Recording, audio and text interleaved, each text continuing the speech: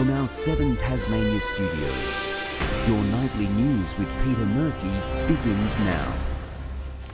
Good evening, everyone. The Premier has announced his new look ministry, which has seen his deputy dropped as Treasurer and his newest MPs thrown in the deep end with key roles. The major parties are continuing the search for votes in the next Parliament, with the Greens urging Labor to sit down and negotiate.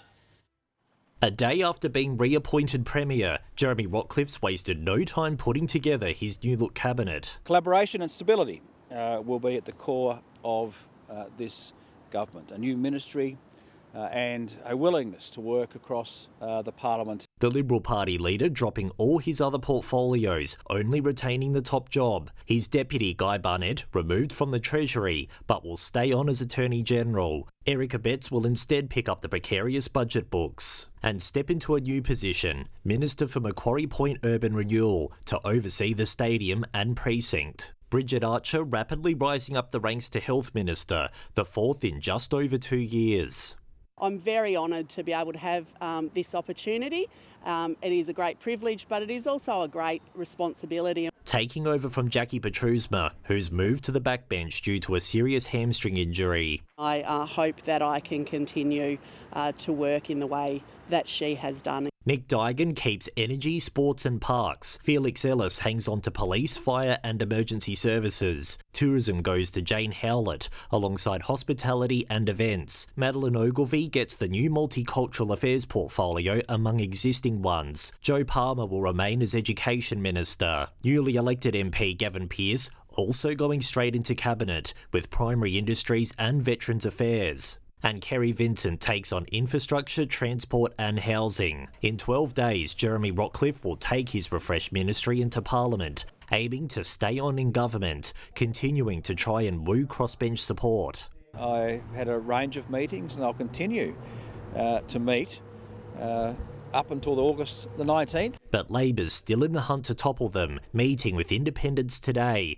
in a bid to secure enough lower house votes to do so. We've had ongoing conversations with the crossbench members about what they would like to see happen in the Parliament, how we can make it work in our best interests, in all of our best interests. But they could hit a snag if Dean Winter doesn't sit down and chat with the Greens. It's pretty clear and it's pretty logical, I think, to everybody that he needs to sit down and have meaningful conversations, negotiations with the Greens. Doing deals on policy is not the way to make this work. What we want to do is find ways to make the Parliament work, to support the crossbench. As the clock ticks down for both major parties. Anthony Dodd, 7 Tasmania News. And with Parliament scheduled to return later this month, the peak farming body is urging all sides of politics to work together and curb any political games. Tasfarmers warns the rural community cannot afford more uncertainty and needs long-term policies. It's the whole community wants the adults in the room to make it work with the community long-term processes and policies that we're looking for. We're not after short-term money grabs.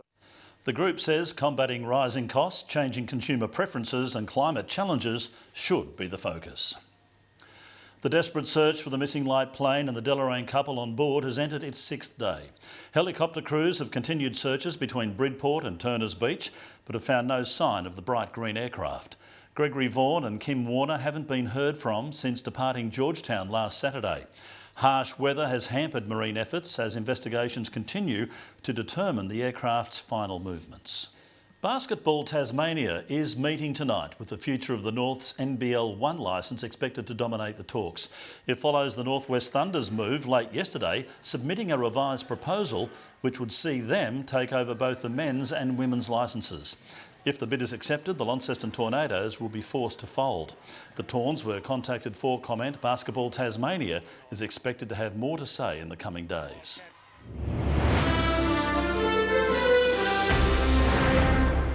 It's only been operating for a few months, but Hobart's Bridgewater Bridge is being recognised on the national stage. The state's largest infrastructure project, taking out the top gong at this year's Australian Construction Achievement Awards. Judges praising the project for its technical complexity, sustainability and local economic benefits. Melbourne's Southern Cross Station and Stadium Australia in Sydney have taken out the accolade in previous years. Thousands of dedicated workers have been honoured across the nation for National Aged Care Employee Day. Their tireless efforts recognised alongside a small Tasmanian residential facility taking home top honours in a National Excellence Award. For Annette Doran, moving into Cadorna House was something of a homecoming. She spent decades at the aged care home as an employee. Everybody's very friendly. When it came time to pick a provider, it was an easy choice. She said this was home for her when she worked here. She had lots of good memories. Annette's not the only one singing the aged care provider's praises. Cadorna House has been selected from more than 500 nominations Australia-wide for an Excellence Award. It's amazing, absolutely amazing. We are so proud of all of our staff. With just 33 beds, the boutique provider makes room for the personal touches. You're able to know the residents, all of their needs, their preferences and what they like to do. The award coming on Aged Care Employees Day, recognising the efforts of those who support millions of older Australians every day. The residents always say how happy they are to be cared for by the staff that we have here. Proving that home really is where the heart is.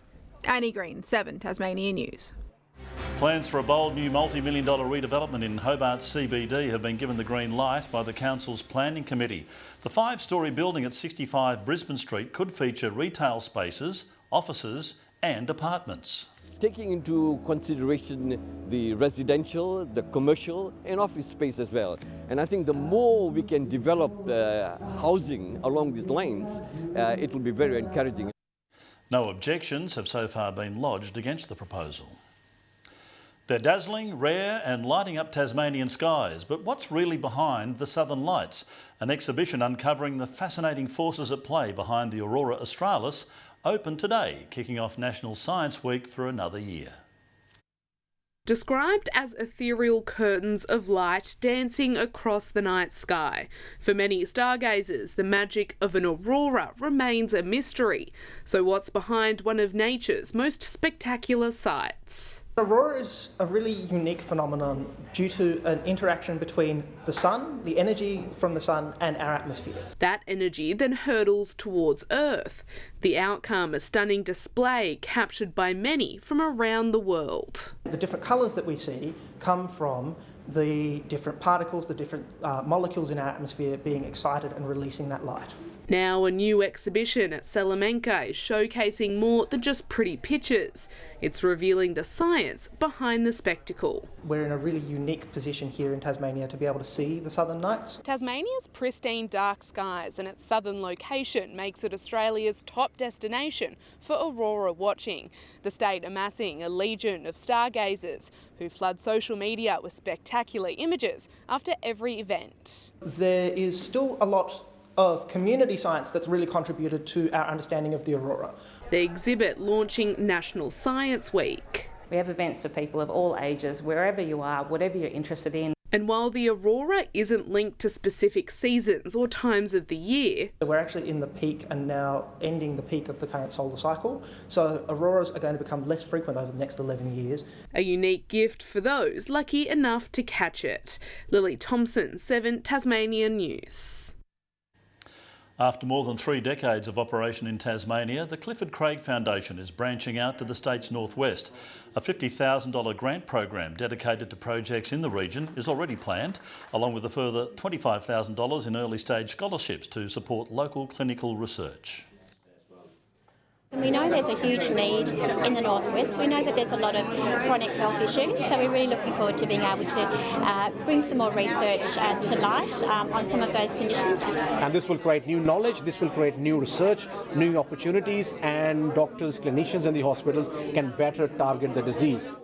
Supported through Hospitals Northwest, this expanded range is targeted at improving health across regional communities as the foundation unveils plans to help introduce critical medical equipment. Shoppers in Hobart's Elizabeth Street Mall have been treated to a lunchtime performance from local musicians, serenading them as part of Homelessness Week. The stars of the show singing from the heart, having lived the experience of sleeping rough. At 23, Ben Herrero has experienced more hardships than most. Past experience with drug addiction, moving from place to place. Couch surfed originally. I was going to sleep in a tent at one point. But between experiencing substance abuse and homelessness, music has always been a shining light. When you have a chance to play music and do something creative and express yourself, that's actually what life is about. That's why we go through those hard times. Today, Ben joined fellow musicians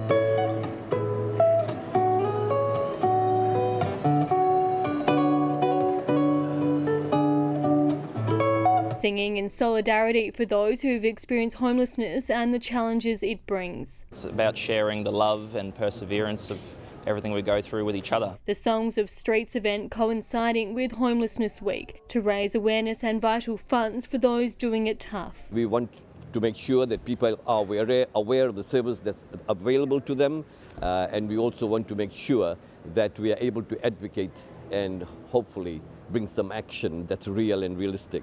Uniting the community through connection. So it is an absolutely therapeutic and spiritual connection. It connects people with other community members regardless of race, religion or culture. I guess there's a better truth here when we're Rebecca Gaidenera, 7 Tasmania News. A section of Launceston's popular First Basin walking track that was damaged by a bushfire in March should be reopened to the public by November. After months of planning and preparations, repair works have now begun to fix around 200 metres of the track between the Alexandra Suspension Bridge and the Sentinel Lookout. Until works are complete, visitors are still reminded to follow signs and stay clear of closed areas. From pop-up nightclubs and daring circus acts to relaxing yoga and art workshops, tickets to next month's Junction Arts Festival are being snapped up after going on sale this morning. Now in its 15th year, organisers say they're not holding anything back, bringing more boundary-pushing performances and unforgettable moments. Events will be spread across Launceston over 2 weeks, with the curtain raising on September 12. The Huon region of Rocky Creek has been named Tasmania's best tasting tap water for 2025. After 170 Taswater staff members tried samples from right around the state this week, the winner was decided by just a margin of 5 votes. Cheers to Tasmania's best tasting tap water. Rocky Creek bestowed the honour for the second time, putting an end to Fern Tree's 3-year winning streak. I think they've won 3 in a row. I think it's time they shared the love, but I think the Fern Tree guys will come back pretty hard next year. They're pretty keen to keep their title. Edging out Breneston and Mole Creek by a handful of votes. The water treatment plant earning itself bragging rights for the next 12 months. It's safe to say that the teams down in the Huon tonight will be raising a glass of their finest and celebrating with friends and family in the region about this win. The region offering the ideal starting point for treatment thanks to its pristine conditions. What this shows is that the secret sauce is in the water and that the team know how to treat it well and they get it into the pipes and into the taps of customers so they can enjoy it every single day. The sample also gained the chance to go up against the nation's best, competing for the Australian title this December for a shot at international acclaim. It wouldn't be without precedent. Rasarden took out the global gong back in 2021. But to reclaim victory, Tassie's water has to be the very best across 3 categories, including smell and clarity. The overriding factor is, what does it taste like? Is it something that you would drink without questioning anything? You put it in a drink bottle and drink it happily all day? It's a good thing then that the state's unique environment gives it a distinct advantage, as Greater Hobart continues its dominant performance, winning 6 of the last 8 years. I'm sure that all the other plants across the state will be back to fight for the title again next year. Aaron Smith, 7 Tasmania News.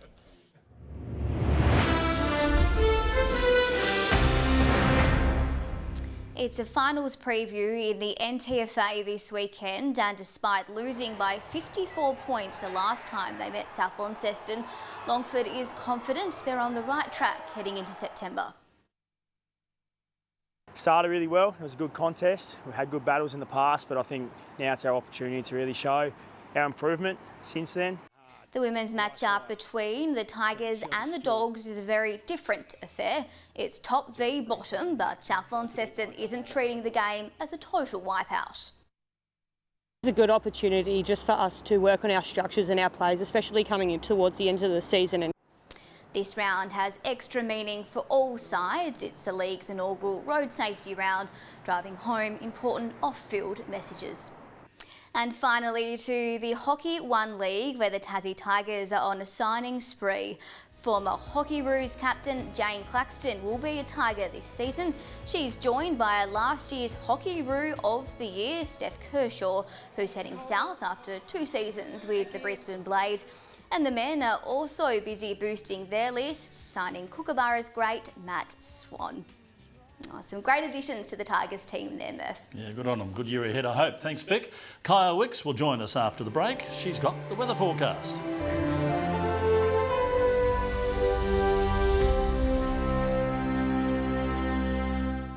Good evening. Hobart, Launceston and Burnie all 15 today. Devonport reached 16. Friendly Beaches 16 also. St Helens Grove and Bushy Park all 15. 14 for Smithton and Low Head. 13 for the Islands and Strawn. -2 the start for Laiweni before warming up to a grand total of 8 degrees. Low cloud moved over the state from the southwest today with mostly clear skies in the northeast. Low cloud pushed along the southern coastline of the country and central New South Wales. Tomorrow, the large high pressure system is moving over Tasmania that will extend a ridge over the majority of the country. South-southwesterly winds 10 to 20 knots in southern waters. Southwesterly swells are likely to build to 5 metres. Cloudy in the south tomorrow. Hobart and Huonville both 14, 15 expected in Campania. Fine in the north, Launceston 16, 16 also in Devonport and 14 the top in Georgetown. 15 and sunny in Burnie and Wynyard, a bit of cloud in Strawn, 14 the top there. 15 and some cloud about in St Helens and Swansea, a few showers in Port Arthur, 12 the maximum. Icy conditions continue across the weekend with possible light showers about northern and eastern parts of our coastlines on Saturday. Light showers continue about the north and east coast on Sunday. And on Monday, as we head back to the office, showers are likely about the north but fine elsewhere. And we'll take a look now further north at what's happening tomorrow. Looking around the country, Melbourne and Adelaide partly cloudy, 18. Showers on the increase in Sydney, fine in Darwin with 33 there. Hobart partly cloudy, 11 degrees right now. Clear in Launceston with 7 and partly cloudy in Devonport with 6. That is all from me, Murph. I'll see you again tomorrow night. Oh, I'd love to stay around and chat, Kaya, but we've run out of time. Thanks for joining us tonight. There'll be updates later. Good night.